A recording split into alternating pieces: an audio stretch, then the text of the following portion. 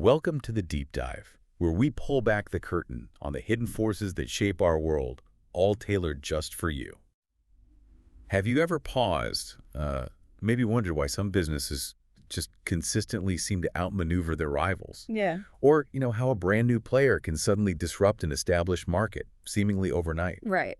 It's rarely just luck, is it? It's Mm. almost always the result of some very deliberate, often, a quite brilliant strategic thinking. Exactly. And those strategic choices, the frameworks and insights that guide them, that's precisely what we're diving into today. Our mission, using the source material you've provided, is basically to give you a genuine shortcut, a way to understand the critical strategies businesses use to compete, adapt, and, ultimately thrive. Absolutely. Think of it like your executive summary, but maybe with a bit more zest. And focused on those really insightful takeaways. We're going to explore the foundational ideas of thinkers like Michael Porter, a huge name in strategy. And we'll unpack powerful analytical tools like SWOT analysis, strengths, weaknesses. Opportunities, threats. Yeah. You'll get a much deeper sense of how companies actually identify their unique strengths, how they navigate those external challenges, and how they choose a path to really stand out, even when the market's super crowded. So let's get into it. The fascinating world of business strategy. Okay, so, to really grasp why some businesses soar and others, well, flounder, we often need to step back. We need to look at the ground they're competing on. And anyone who has looked into competitive strategy, Michael Porter's name almost certainly comes up. Oh, definitely.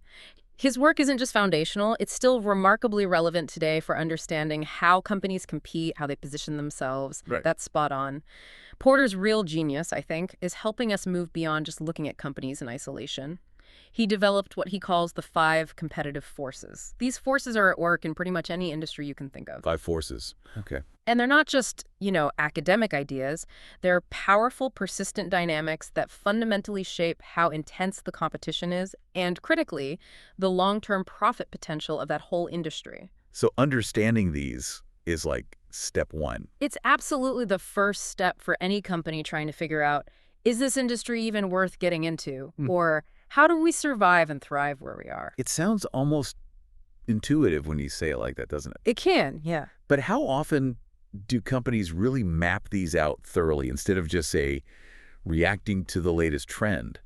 I bet there are common blind spots. Oh, for sure. These forces, you've got the threat of new entrants, the bargaining power of buyers, bargaining power of suppliers, threat of substitutes, and then the rivalry among the existing players. They all interact, right? Exactly. It's the interaction that matters. So it's not enough to just list them out. Not at all.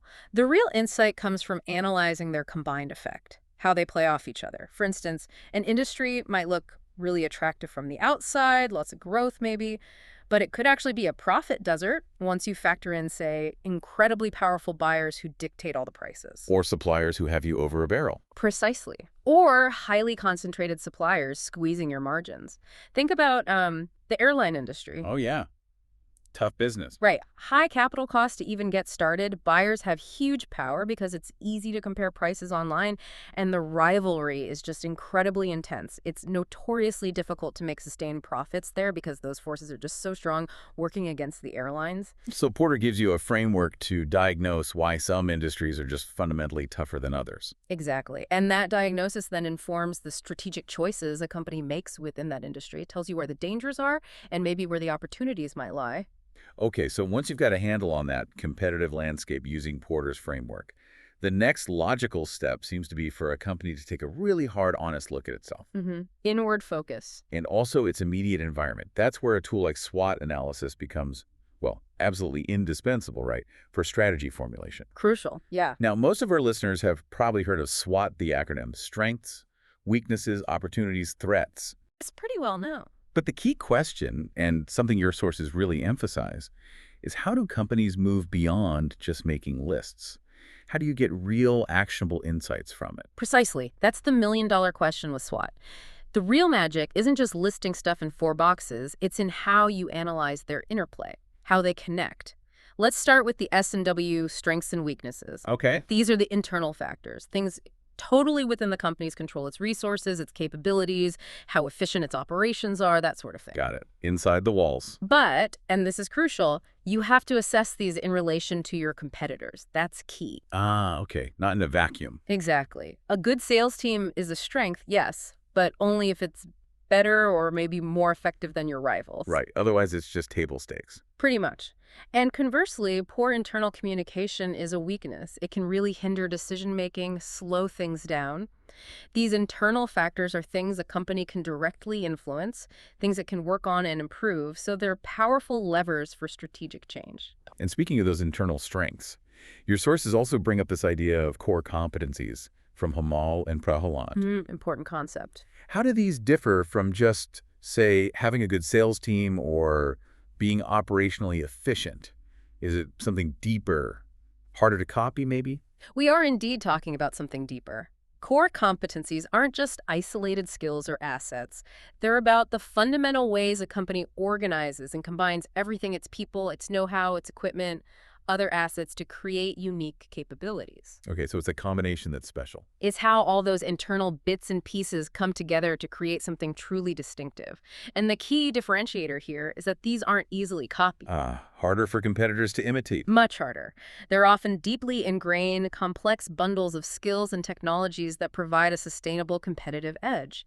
Think of it as the underlying mastery, like maybe Apple's knack for seamlessly integrating hardware and software. Or Amazon's incredible logistics network. Exactly, that logistical prowess, understanding these internal strengths and weaknesses, especially those hard-to-copy core competencies, is vital for knowing where you can genuinely win in the marketplace. Okay, so we've looked inward. Strength, weaknesses, those crucial core competencies. Right.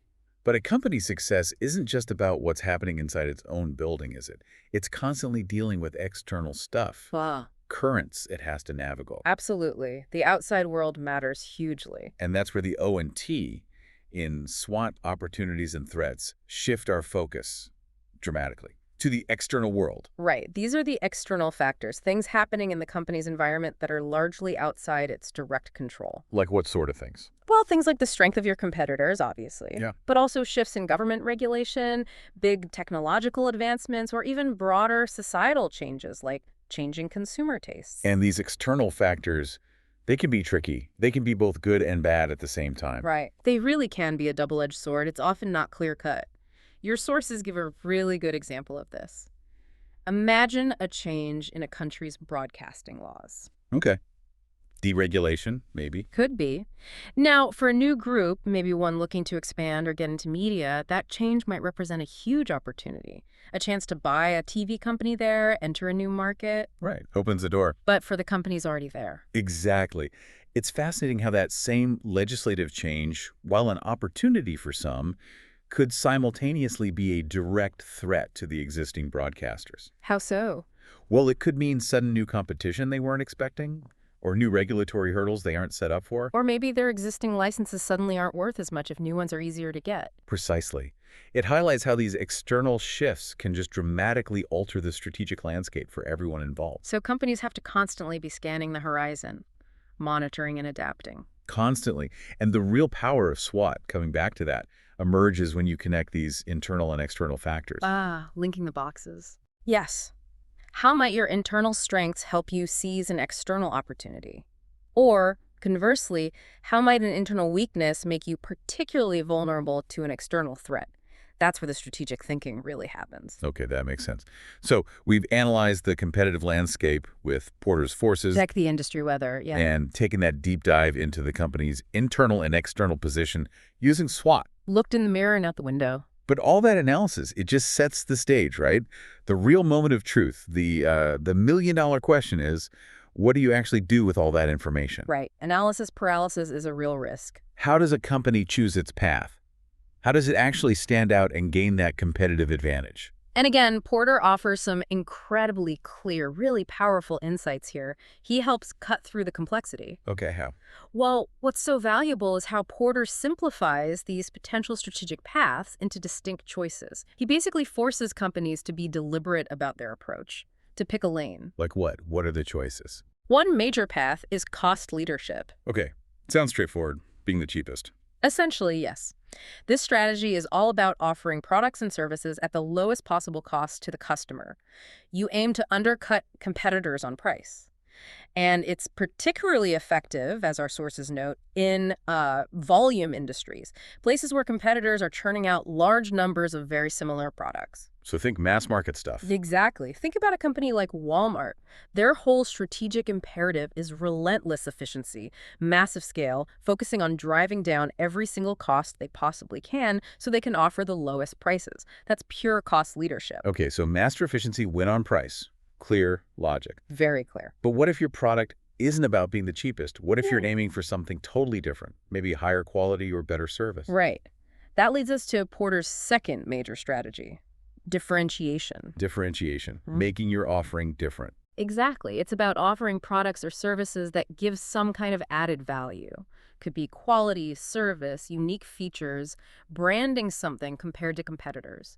It's about standing out in a way that customers actually value, not just blending in at the lowest price point. So you're giving people a reason to choose you other than just price. Precisely.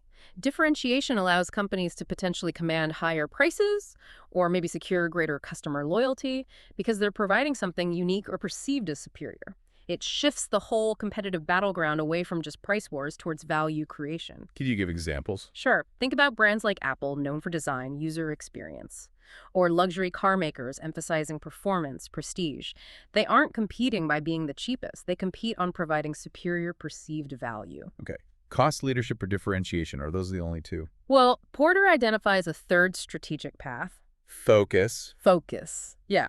This strategy involves using one of the first two, so either cost leadership or differentiation, but applying it very specifically, concentrating on a niche. Ah, like a specific part of the market. Exactly. A particular segment of the market that has specific needs. It's about specialization, not trying to be all things to all people. Okay, so give me an example of focus. Well, you could be a cost leader, but only for a very specific segment, like maybe a budget airline that only flies certain short-haul routes between smaller cities. They're using cross leadership, but in a focused way. Or you could be a differentiator for a niche audience. Right. Perhaps a high-end specialist hi-fi manufacturer catering only to serious audiophiles. They differentiate on extreme quality and performance, but for a very focused market. That gives companies quite a bit of flexibility then. Cost, differentiate, or focus using one of those. It does, but, and this is really important, Porter also has a crucial warning. A real danger zone he identified. What's the danger? This raises a critical point for any company.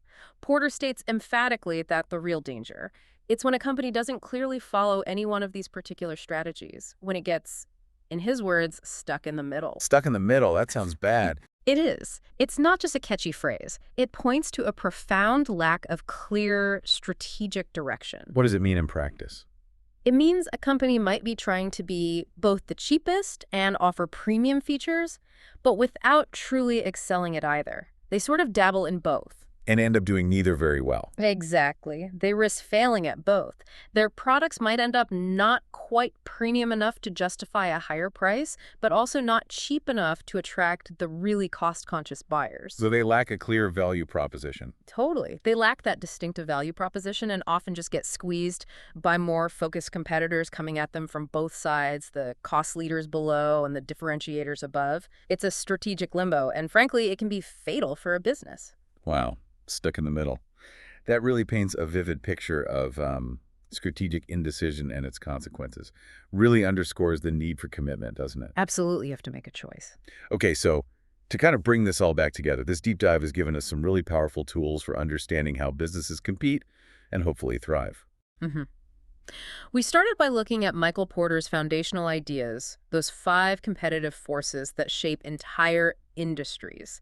That gives us a robust way to understand the playing field itself. Right, the context. Then we explored the comprehensive SWOT analysis that lets companies look both internally at their strengths and weaknesses, including those vital, hard-to-copy core competencies. And externally. And externally, at the opportunities and threats out there in the environment. And crucially, thinking about how those internal and external factors interact. And finally, we dove into Porter's 3 clear, distinct strategies for actually gaining that competitive advantage. Cost leadership. Being the cheapest. Differentiation. Being unique.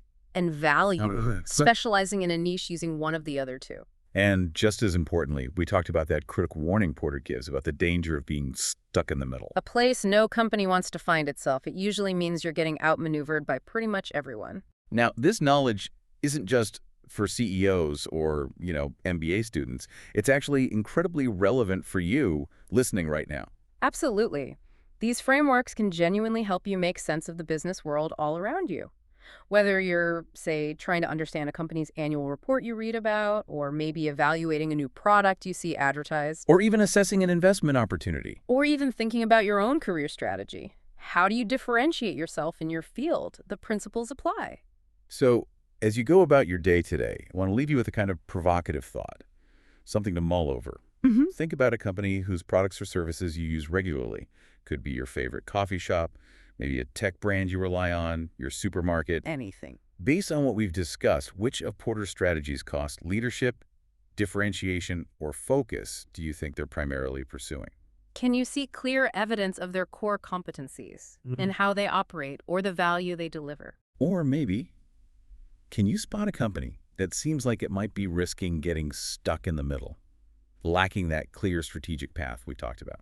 The answers might just surprise you. And it'll definitely deepen your understanding of the hidden choices behind almost every product and service you encounter. Keep observing, keep questioning. That's how we really deepen our understanding of the world around us. And that's our deep dive for today.